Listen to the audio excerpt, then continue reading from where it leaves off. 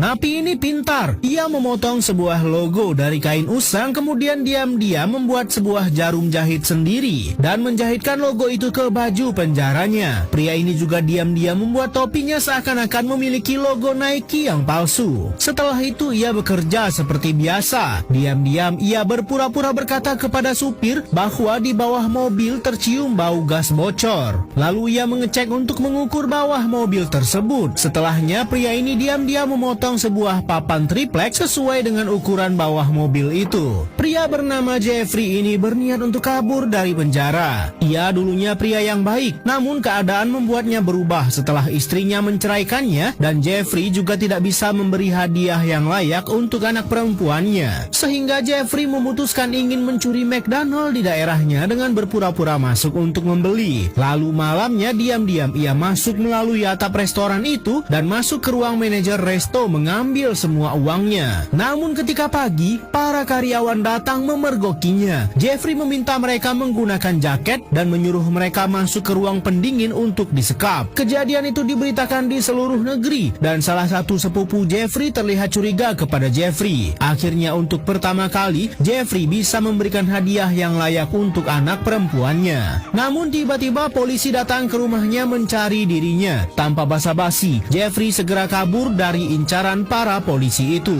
Jeffrey ditangkap di depan anaknya sendiri. Jeffrey diputuskan akan dipenjara selama 45 tahun. Namun diam-diam, Jeffrey sebenarnya sedang menyiapkan ide untuk kabur dari penjara ini. Setelah diam-diam berhasil mengukur bawah mobil truk ini, Jeffrey memotong papan dan keesokannya bekerja seperti biasa. Setelah si supir masuk ke mobil, Jeffrey bergerak ke bawah mobil dan memasang papan tersebut lalu masuk ke dalamnya. Ketika mobil itu diperiksa, persembunyian Jeffrey tidak diketahui. Mobil itu berhenti sebentar ketika supir ingin buang air dan disitulah Jeffrey bergerak diam-diam dan bergantung di sisi sebelah mobil sampai akhirnya mobil itu pergi. Jeffrey kabur lewat hutan dan menumpang mobil orang lain yang lewat. Jeffrey mencoba kembali ke rumah untuk melihat anak perempuannya dari jauh. Setelah itu Jeffrey menelpon sepupunya yakni Steve yang bisa membuat paspor palsu untuk orang agar membantunya untuk kabur ke luar negeri. Tapi Jeffrey harus menunggu sebulan. Selama itu Jeffrey harus mencari tempat untuk bersembunyi.